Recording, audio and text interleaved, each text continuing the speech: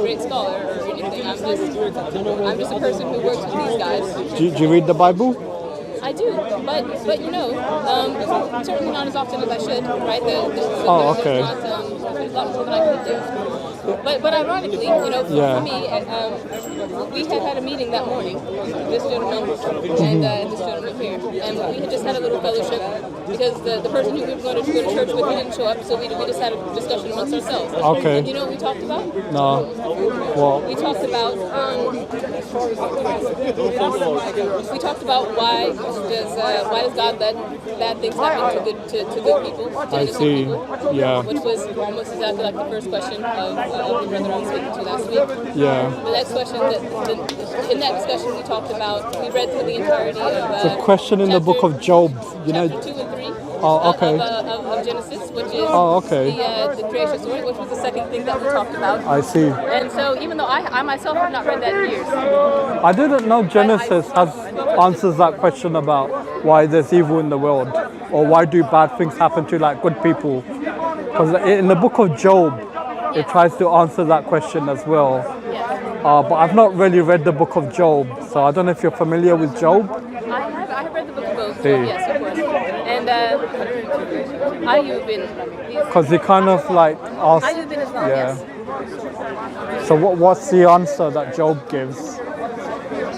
Well, people were trying to tell Job that he had sinned, that he was being punished for his sins. And he even told his wife, that's not why. That he knew that he hadn't done anything, but that God was testing him, and that he was just going to endure the test. And that was what he did. So he kept praying to God, relieve his suffering, and eventually God did. Are people punished like in the Bible? Because I understand like Moses, for example, he wanted to be punished for the Israelites' sins because he loved these people, he felt for them. And he says to God to either block me out of the book of life or forgive them. And God says that he will not do that, but he says he will punish those that deserve to be punished, but forgive those that deserve to. Yeah, I don't know if you know that. I don't. Oh, okay. I remember reading that in Exodus. I think it's Exodus chapter 30, or towards the end, like maybe verse 34 or something.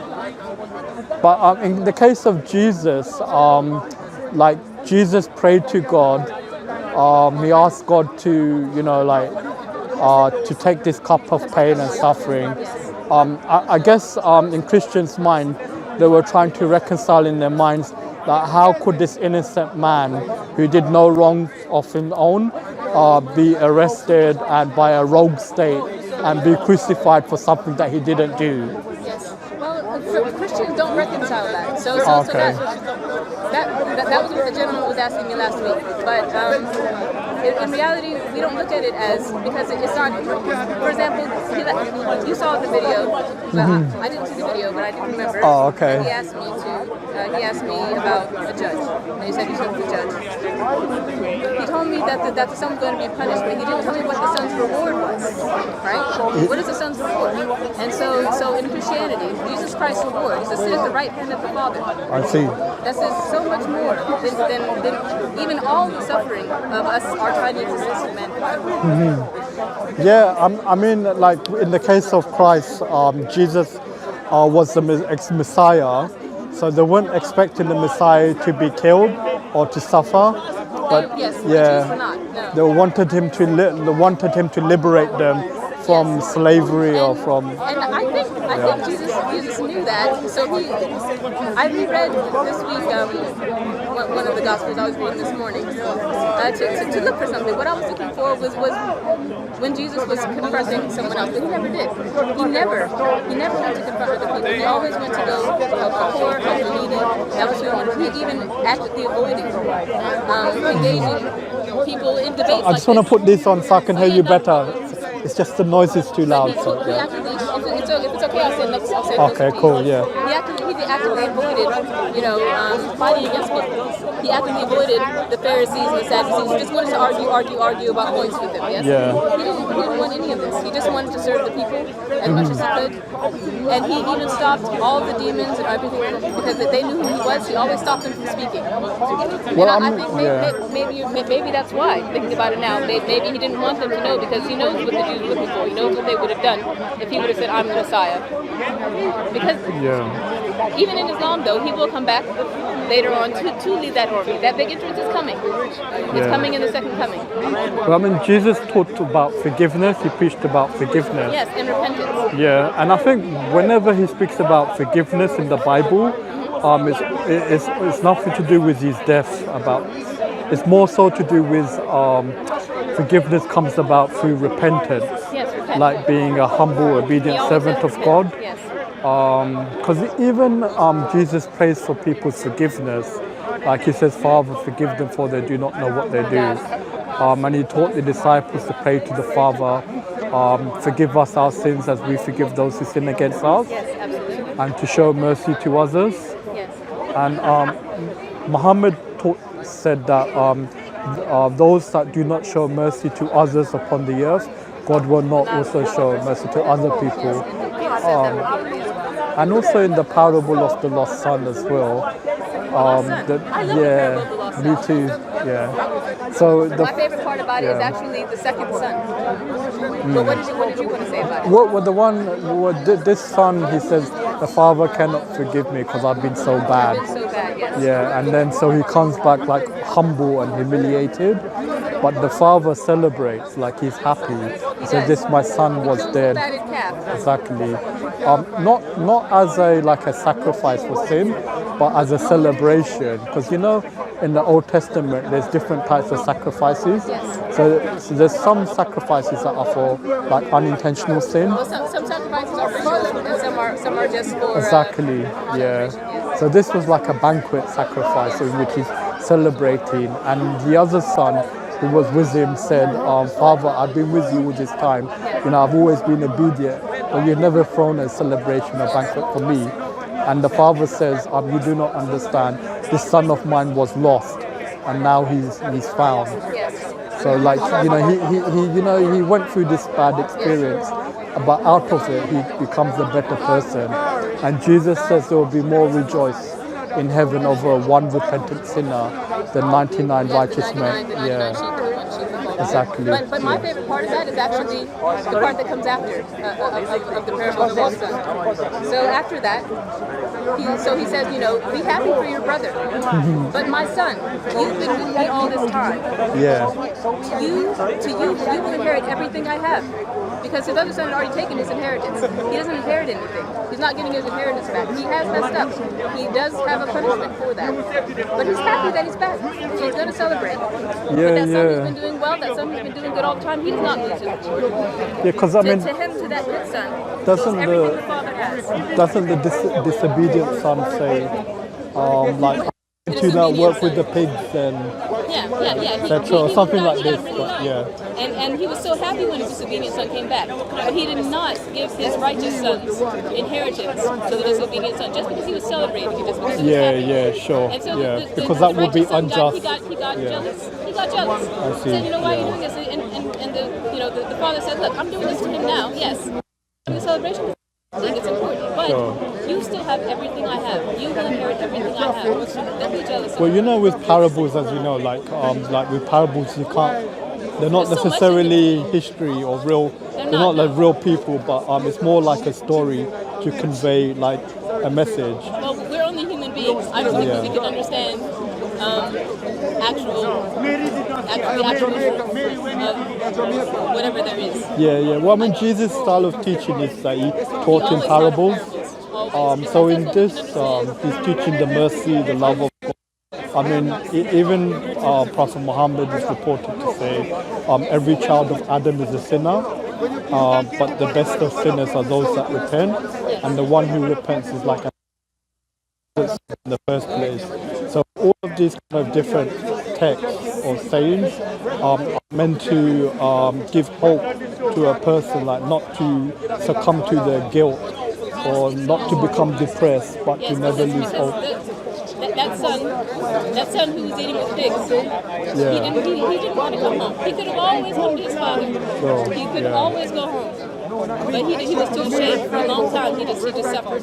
But you know the other thing about Jesus teaching about forgiveness as well is that he says that when you go to the temple to make your sacrifice or offering, before you do that, first repair, the wrong or the harm that you've done with your fellow brother, and then go and then offer. Because the sacrifice has a meaning, and actually when he said the two greatest commandments, which we also talked about last week, right after that, a guy asked him, "What are the two greatest commandments?" Yeah. And then when he said them, the Lord our God is said, you should love your neighbor as yourself. Well, the greatest commandment is that the Lord your God is one. Yeah.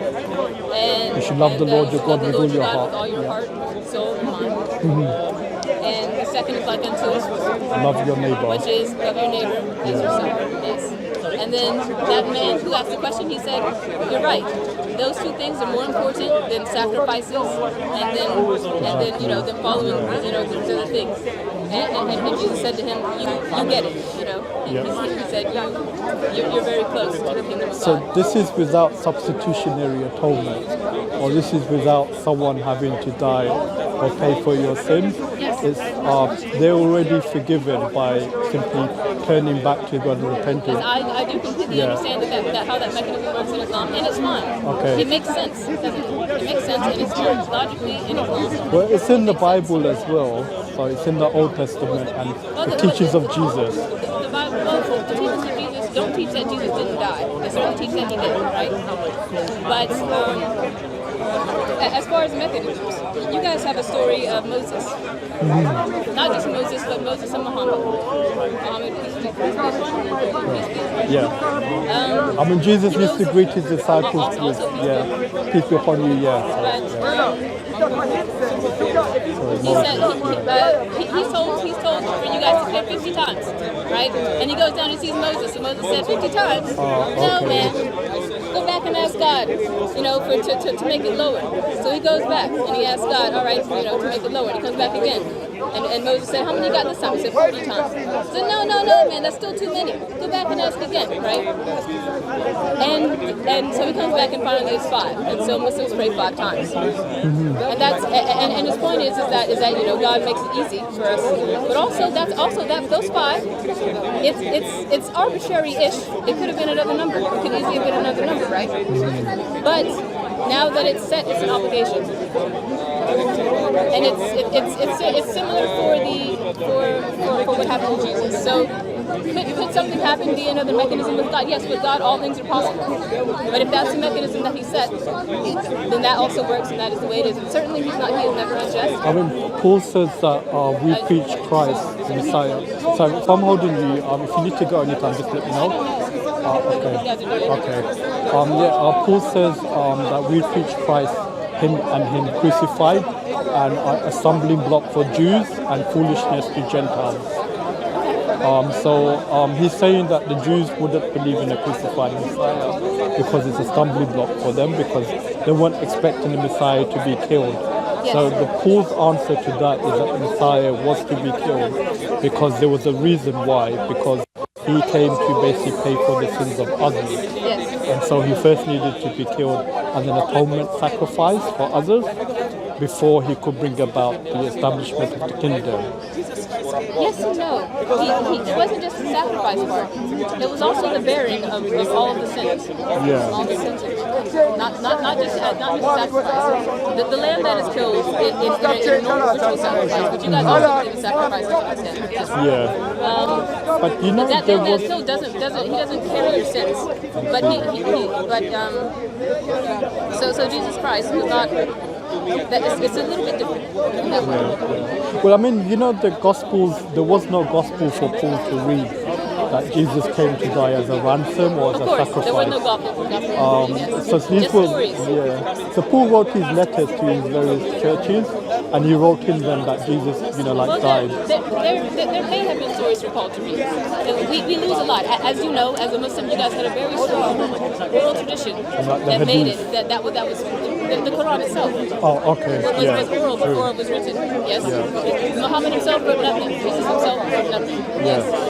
So I mean, the fact that there was not something written, or that there was something written and now it is lost. For example, in the Old Testament, the books of Moses mention other books as holy books that we just don't have anymore. We don't have them because they're gone. Yeah, I mean, even Paul's letters as well. Paul says, I wrote to you previously, yes. but we don't have that. We don't have the previous, yes. And that's unfortunately a part of it. I mean, the hadith certainly don't contain every saying of the Prophet Muhammad. Sure. It would be great if somebody could have recorded it like this the entire time, if everyone could know. But doesn't that show that Paul wasn't writing scripture? Well, because if he was writing scripture, then all his letters would have been preserved. Paul himself did not say that he was writing scripture. Yes. He never said that. So the reason they're a part of scripture is because of their guidance. The same way hadith is a part of. The same way hadith is a part of. Hadith are not seen as scripture, but hadith are not seen as. I know that. But for example, Paul says things about women in the church, but he also says do not get married. Okay. Now this is, and he says that's his opinion, right? Yeah. But some people read that and they take that as not his opinion, and that leads to problems. But yes, there are opinions in Paul's writing because they are letters to people, and each one of them is different. They're advice to different people, different groups, different churches. Why do you think Paul was so controversial, like among the Jews? Among the Jews? He made them angry, whereas when it comes to other Christians, like the disciples of Jesus, they preach, but the Jews were not angry at them. Like they could pray in the synagogue, they could pray at the temple, and even make sacrifices. But I can tell you why. Okay. Because when Paul, even when Jesus was there, who did Jesus preach to? To the Jews. Only the Jews. Yeah. So in fact, there was a woman one time who came and said, Jesus, please heal my daughter. Yeah. And she was Phoenician, and he said, it's not for me to take the bread of the children before the children are fed, and give it to dogs. Yeah. Some say puppies. Said, I don't know if people. Say what they want. Okay. I don't know. It may say puppies. I don't know. Okay. But the point of the intent was clear still. Yeah. Okay. And she said, even the dogs eat the crumbs from the children's table. And he said, I like that answer, and he went to her anyway. So I think that shows, and other things show that it was quite clear that he felt that it was his mission to preach to the Jews first and foremost, and so did the other disciples. In fact, they would also get angry when they saw other people. There was one time when they saw someone else who was not a part of them driving out demons, right? And preaching, and they said, Jesus, stop this guy. And he said, no, leave him alone. Whoever is not against us is for us. Whoever is not against us is for us. That's what he said. Now, he may not have spent his time going everywhere at that particular time, but certainly he didn't have a problem with it going everywhere. But not all the Jewish people understood that. So they were very focused on the law. Because the disciples say you are not to eat fruit, so food that has been sacrificed to an idol. Whereas Paul says you can eat Yes, they said meat. that. But what did Jesus say? Well, in the book of Revelation, in chapter 2, it speaks of, or chapter 3, it speaks of Jesus coming back and punishing those people that eat sacrifice to an idol. Okay. Do you know that? But what did Jesus Yeah, it's not what goes into you that defiles you, but it's what comes out of you that pollutes you. That is what he said, and so we rely on that, and Paul also relies on that to say that God has said anything is permissible. However, if you do believe that something doesn't where they're coming from, they're like flies. Sorry, yeah. Okay. He said.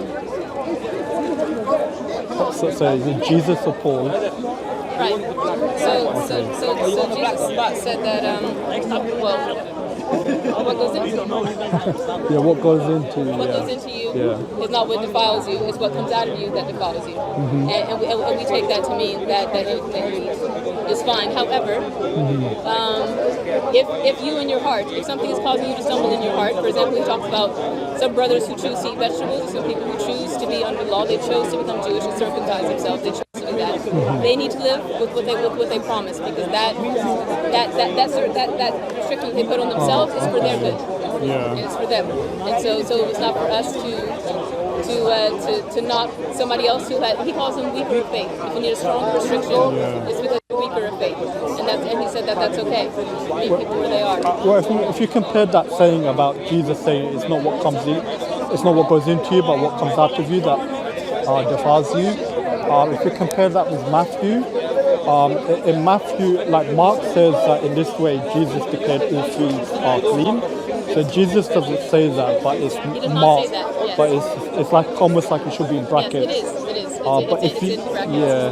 But if you compare that with Matthew chapter 15, I forgot the verse number, but Matthew 15, there when Jesus says it's not what goes into you, but what comes out of you that makes you unclean. Matthew says not about the food being unclean, but he says it's about the washing of the hands. There was also the washing of the hands. Before you eat. So Jesus was kind of like cancelling or something, criticizing that tradition, or something to this effect. So more specifically, the reason why I say that is because ironically, we have this again. I read that today. Oh, really? Okay. And which one, Mark or Matthew? I read Mark. Oh, okay. Yeah. I read all of Mark today, and again, it's not like I study a lot. Mark is good. You can read it. You can read it in one setting. I think to me, it takes like an hour or half an hour. I think that Mark is the shortest, and to me, being the shortest and the oldest kind of makes it more. I don't want to say easier, but also more. I don't want to say more accurate. But the Gospels are perspectives. Yeah. They're not exactly what Jesus said or what Jesus did. Yeah. Because in the Matthew, Jesus came not to destroy the food laws. He came not to destroy the food laws. He says, "Do not think I've come to abolish." Destroy them. He's not abolish them. No. Yeah. But even Paul didn't say abolish them. Paul just said, if that was not what you had, it's okay. He does. If it is what you have, you need to follow it. Well, I mean, if you believe Paul wrote the letter to the Ephesians, in Ephesians chapter 2, verses 14 and 15, he says the law is like a dividing line between Gentiles, Jews and non-Jews, or Gentiles and Jews, and Christ abolished the law with all its commandments and regulations. So according to Ephesians, Paul says that Christ abolished the law, whereas in Matthew, Jesus says he came not to abolish the law, but to fulfill it. To fulfill it, yes. Yeah, those are both true.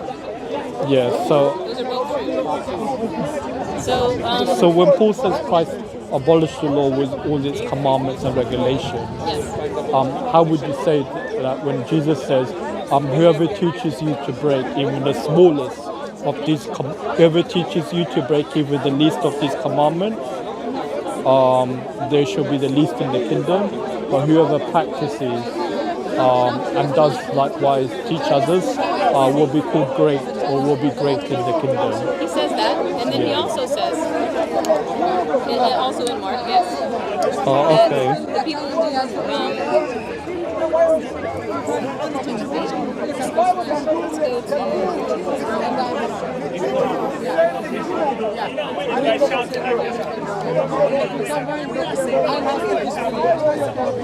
So he says that, but he also says repeatedly to those who come to him each time with legal questions. Because actually Jesus repeatedly breaks parts of the law that he thinks are not okay. He repeatedly says that the reason some laws were made was only because of the hardness of people's hearts, only to guide them because they needed it, and not because it was actually a part of God's law. For example, divorce, when he talks about divorce. That's true. He says these things repeatedly. It's not abolishing the law. Jesus was a practicing Jew, right?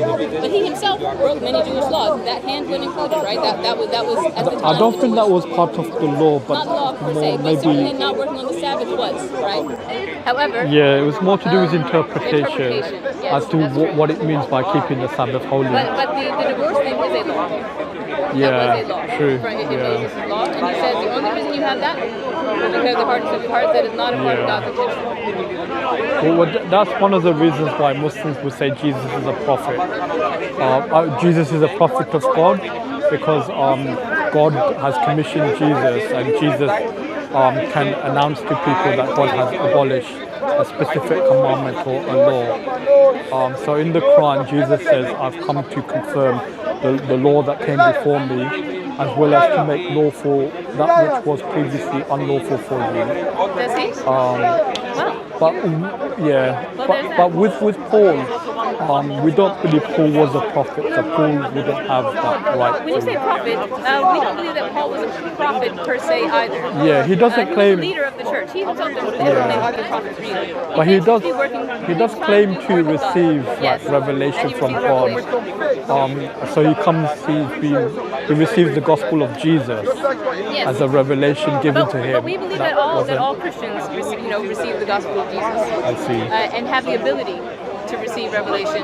Doesn't make them necessarily apostles. But I guess the difference would be Paul is saying that his gospel wasn't taught to him by any of the apostles, That is true. but nor was it taught to him by any man, but he received it received it, directly. Yeah, that's what it says as far as his experience. Yes. Yeah. So Muslims feel that Paul taught something slightly different from Jesus That because he got a revelation type thing. because even like this. So Muslims believe that Paul was misguided. Yeah. Okay, that's fine. Because you have James, like Paul says he opposed Peter to his face when James sent some emissaries to see what was taking place in Antioch, and Paul says that he publicly opposed Peter. He did. Because Yes. he was acting like a hypocrite and not in line. And then it says, well, of course, that is also we say that is a writing of Paul. So you can say that maybe that's not the case. But No, I but- do believe Galatians is by Paul. Yeah. Yeah. So Yeah. well, not Galatians, Romans. And, Romans Acts as and well. Romans, yes, Acts and Yeah. Romans, all by Paul. Paul was by Paul. What Acts is Sorry. like Luke. Sorry, but Romans, and when it talks about Peter receiving the revelation Yeah.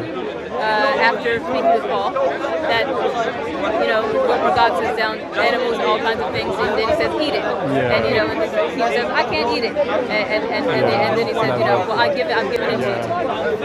That it says that happened in there. But that vision is about people, even though he sees animals. But the Yes. animals symbolically they represent people, because later on in that chapter when Peter's asked, he says that God has shown me in a vision that he shows no favoritism, but he accepts anyone who fears him and does that which is right. Yes, anyone. Yeah. So in the next The chapter abolishing the they law or have. not abolishing the law, I think either one of those things is probably is possible. Okay. But I think more importantly for me, even if I spent my entire life just trying to fulfill the second commandment of the two greatest commandments, or even the first of the two greatest commandments, I will not have time.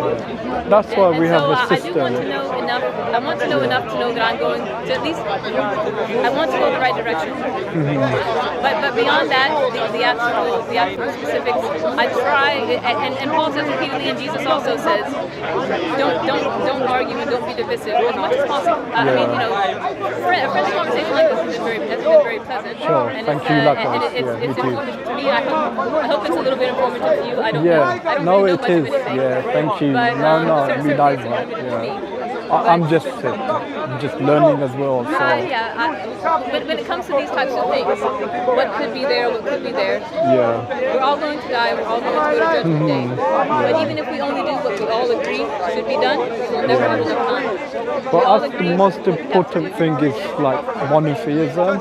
So monotheism is like central for us.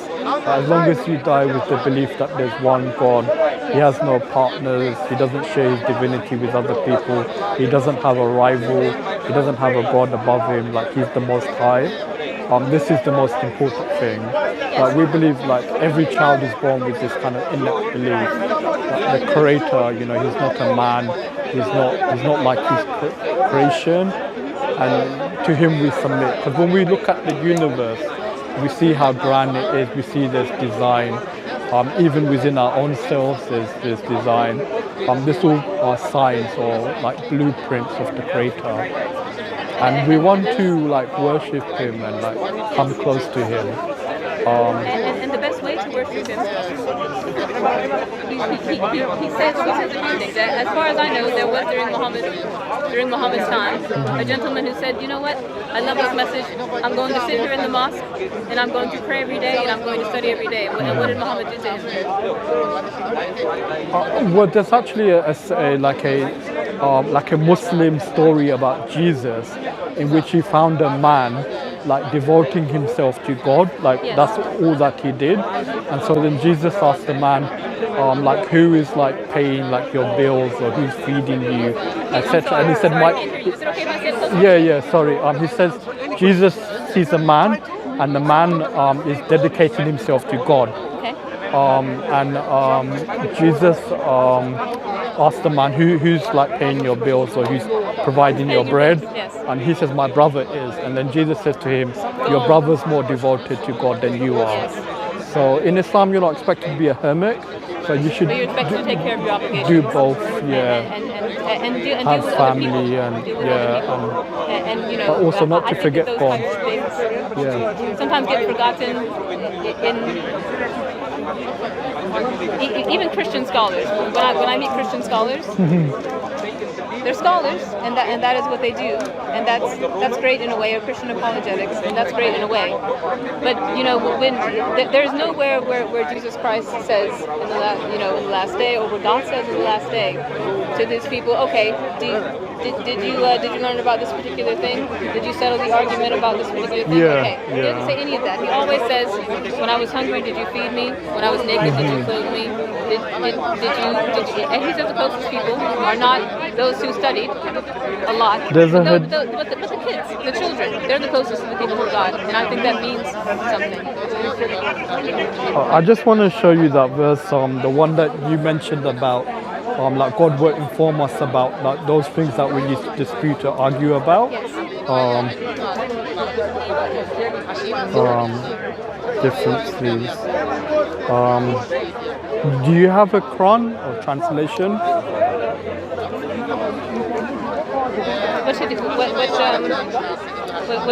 Basically, chapter 5, verse 48, I believe.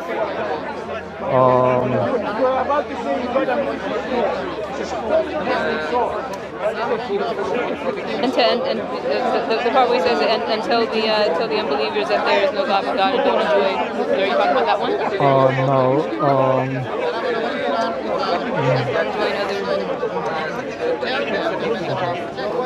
Five. Verse 48. 58, you said? 48. 48.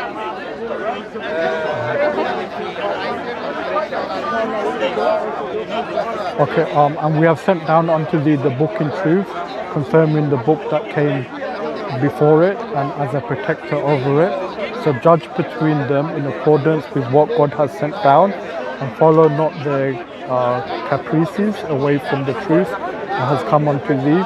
For each among you we have appointed a law and a way, and had God willed, he would have made you one community, but he willed otherwise, that he might try you in that which he has given you. So race with one another in good deeds, and unto God shall be your return, and altogether, and we will inform you of that when that's exactly what I believe. Basically what you were saying, We're going to find out. But I do think that there are some things that, there are so many things that we agree on that even if we spend all that time just trying to help, not right now in this world, there's so much anti-religion. There's just people just are against God in all forms, no matter who says it, no matter what they say, just against. And here we are. We're having a discussion, but for some people they're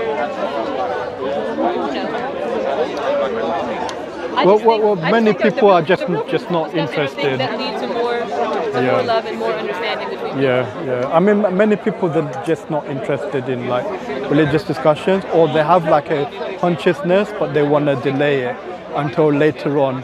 They feel like they have to have the fun now, enjoyment, and then think about death later on.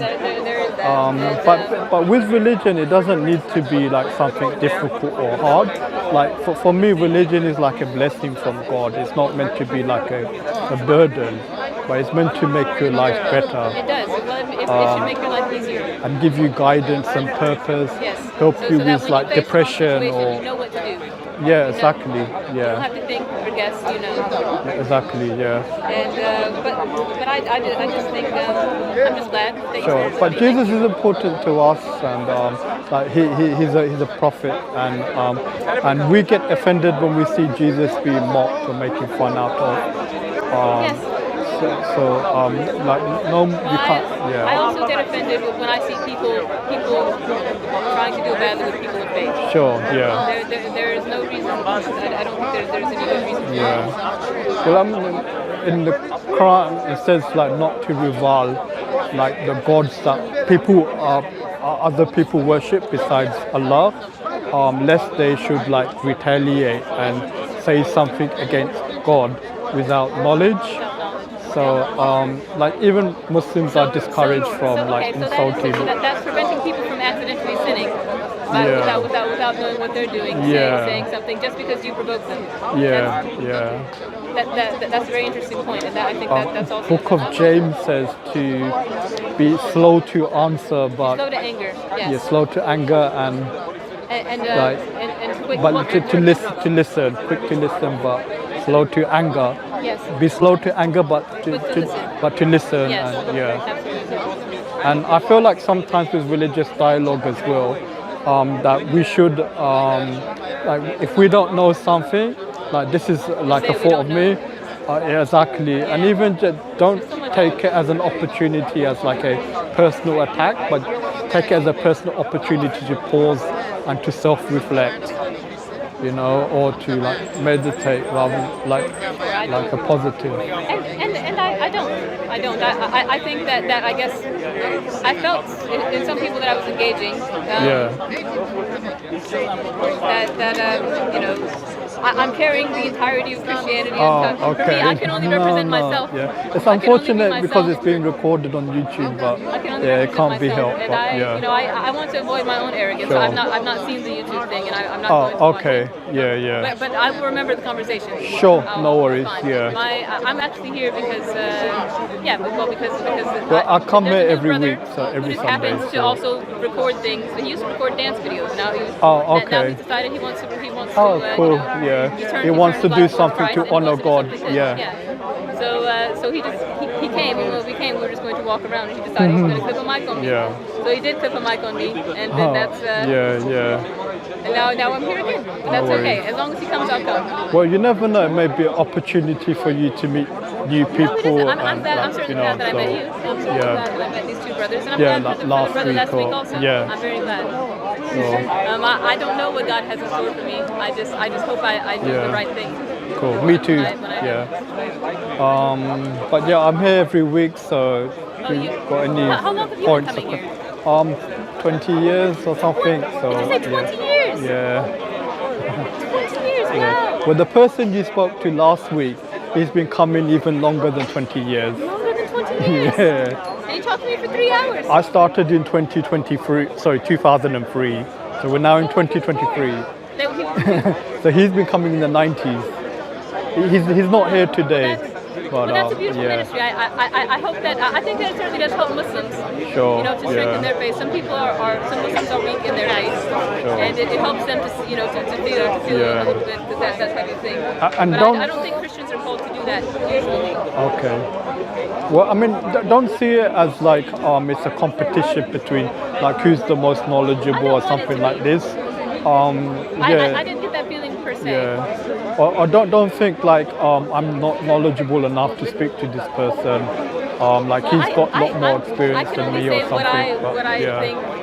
That's really the best I can do. I don't have any special knowledge of anything, really. Well, me neither as well. But I do have something that I think is interesting that I would like to ask some people about. Yeah. So the first. Goodness, it's already late. You can let me know anytime you need to. Okay. Yeah. So maybe in about 5 minutes. So. 5 minutes. Well, maybe this would be a question. 5 or 10 minutes. So yeah. But there's something. So my main ministry, if I do have to talk to people, is to atheists. Okay. I think that they're the ones who need help Yeah. the most. Other people who are trying to follow God in their best way. I don't think I have all the time in the world to deal with people who are already So doing just what they do can. to the best of your ability. So one of the things that I ask atheists in particular is I give them a challenge to do with Genesis chapter 1. Okay. And some Christians as well, because I think as Christians we have a tendency towards sometimes relying on interpretations that came much, much later, and they were the best that people could do with what they had, but they maybe not, they're still interpretations, and sometimes I think some people forget that. But in particular Genesis chapter 1, where God says the world was created in 7 days. Yeah. If you read that, what I challenge them to do is I say, okay, take 5 minutes and write down what happened in the Big Bang. What happened in the Big Bang? Write it down without using any big or scientific words. Write it down as if a 5 or 4-year-old can understand it. Write it down. You can look it up. You can look it up on the internet. Write down what happened, and you'll see something.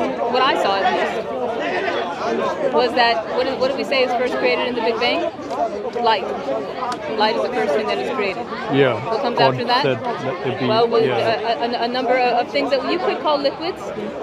Some people say that means time as well. You know, when God said, let there be light. No, in the Big Bang, that's what they believe, that time started then. Time did not exist before then. I've even heard the interpretation that when God says, let there be light, it means time as well. Yes. Like it's let there be light. simultaneously or something. It says that darkness was over the face of the deep and everything was void, right? Yeah, or but dark. There's nothing. Yeah. There's nothing. Yeah. You right for film? Yeah, we're It's only already from our own social media. we're already being filmed. So, Bloody hell. I don't know. 1, 2, 3, 4, 5, 6 cameras, man. yeah. Sorry, do you know what the topic was? Genesis. Well, it says Genesis chapter 1. Sorry? Genesis chapter 1. Yeah. The word was God and the God was word. And... Are you atheist? Sorry? Are you atheist? No, I'm not atheist. Okay. I'm a Muslim. Oh, okay. Trying to be a Muslim. Okay. Okay. Trying to be a good person. Good. We all should try to be good people. So what I do is I ask atheists or even Christians to learn what they can about the Big Bang. Whatever you need to learn, look it up. Yeah. Write me, a short description of what happened in the Big Bang. Yeah. And what you find when you write it out is that it matches so closely. It matches so closely with Genesis 1. It matches so beautifully closely with Genesis 1. If you take out words like photons and these types of things, so if someone was having a vision of this, of what happened in creation, they don't have all these words. Yeah. What can they write? What can they see? What do they perceive? And to me, it can only be that. They can only see water. This thing is separating from that thing, and they can describe it the best they can. And what are the odds of that? To me, that's something that only us living today could understand. Only we could understand. And it's from the very beginning. How would you explain that the sun is created after the plants? I would say that the first one. Like the plants are created before the yes. sun. I would say that the first sun is not the sun. The first sun is not the sun at all. Oh, okay, it's a different sun. Yes. Well, it says the sun is created twice too, right? I don't know. It does, and also Earth is created twice in a way. But I don't think that is Earth. What I think is that he has a limited vocabulary. He's he's someone who's seeing a vision from God. I see. And he's writing his vision down. He's doing what he can with what we can't understand. Even now, we can't really understand creation with even what we do understand. So if you were writing those down with no words like photon, universe, atom, these types of things. Even I don't know what those words mean. You're writing them down. So he calls. I think that it's more. The first Earth is just the expanse of the universe, matter. Okay. Let's say. And then the second Earth is actual Earth that we're living on. I see. Okay. Is that in Genesis chapter 1 or chapter 2? Just chapter 1. Okay.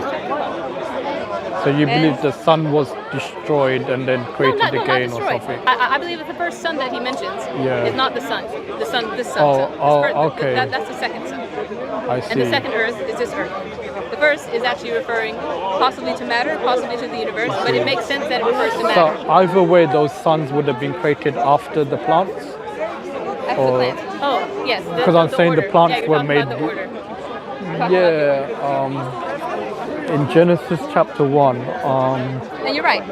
So that part is out of order, right? But that's the only part. Oh, It's just okay. one verse, isn't it? Oh, okay. Now, what does that mean? Does that mean that there's something that we don't know that we've not yet discovered? Oh, I see. Or does Okay. it mean that that's what happened? Or that's what happened? Or does it mean that it's actually written wrong?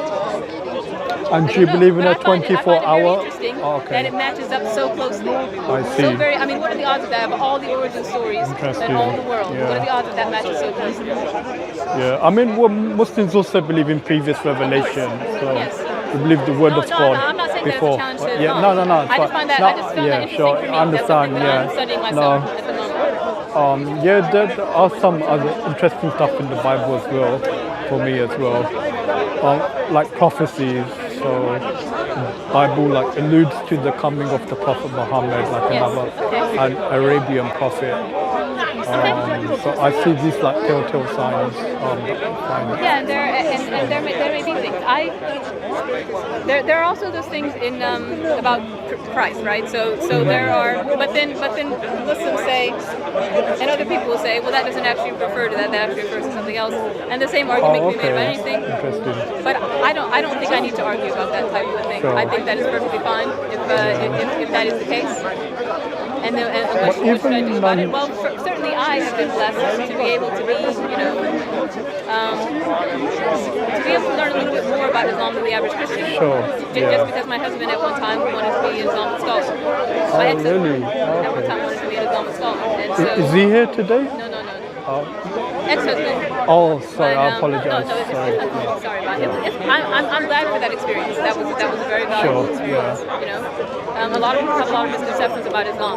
I Christians see. don't know anything about it. Probably the average Muslim knows more about Yeah. Christianity than the Oh, average okay. Christian knows about Islam. You would agree Oh, with that, okay. yes? Possibly, yeah. If they're I would say familiar with the almost Quran. because Christians don't study anything about Islam, but Muslims do to some extent usually study a little bit about I mean, if you're Christianity. familiar with the Quran, because the Quran contains stories, biblical stories that Yes, are a lot of like biblical same characters and